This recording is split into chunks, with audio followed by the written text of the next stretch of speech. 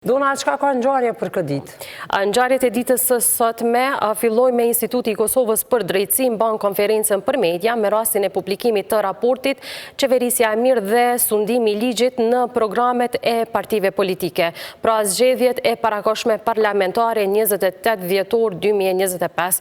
Kjo ngjarje mbahet te zyrat e IKD-s në Prishtinë. Në orën 11 shoqata e naftëtarëve të Kosovës mban mbledhjen e vitit.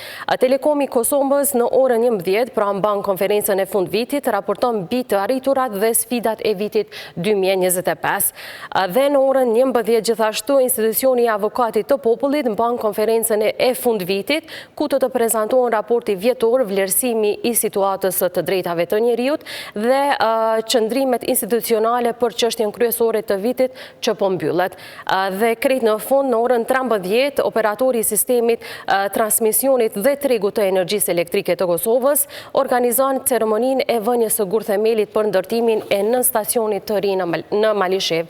Pra kjo ngjarje mbahet në Malishev. Krejt këto ngjarje shikuesit tonë edhe ngjarjet të tjera të ditës mund t'i ndjekin në kanalin ton pra KTV, emisionet informative, koha net në portalin ton.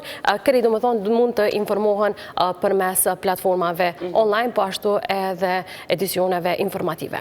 Patjetër që po, Dona, e kemi nda dhe një kuriozitet, po besoj si çdo herë tjetër qysh bëjmë çdo mëngjes në studio. Patjetër.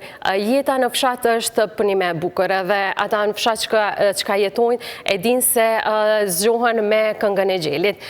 Edhe ka pasur mendime që këndimi, pra që e bën xheli, mund të dëmtoj të dëgjuarit e xhelit, por së fundi pra shkencëtarët kanë zbuluar se nuk mund të jetë kjo pra e vërtet, sepse xheli ka disa nënvesh pra të cilat e mbrojnë nga shurdhimi apo nga dëmtimi i përhershëm apo i përkohshëm i dëgjimit.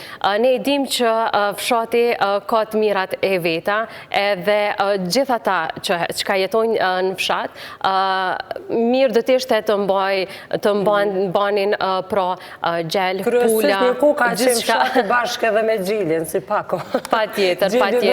Po tash nuk do të thotë që është kështu. Patjetër, unë personalisht kur dal në terren e shoh që ka më pak që mbajnë për shembull edhe shpesë, edhe kafshë, edhe gjithçka pra janë një numër më i pakt, e të cilët pra nuk mund ta mbulojnë gjithë territorin e Kosovës të kemi pra produkte sa më shumë bio.